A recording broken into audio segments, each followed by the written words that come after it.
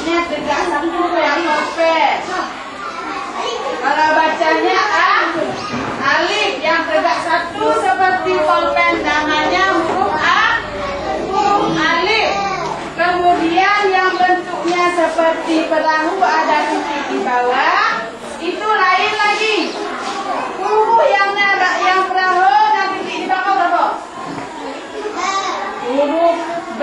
Jadi ada beda bunyi huruf hijaiyah itu tidak sama karena sama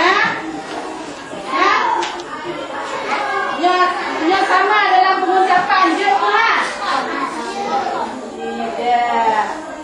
harus beda karena huruf beda, bunyinya beda, bentuknya beda dan bervariasi.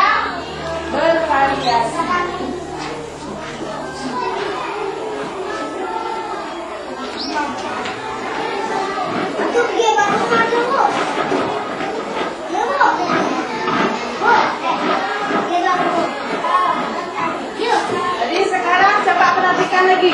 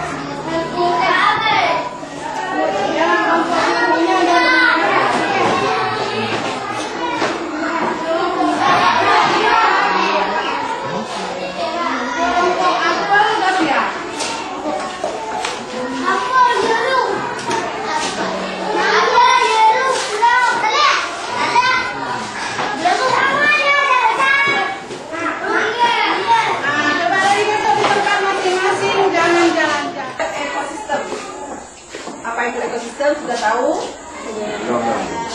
Timbal balik hubungan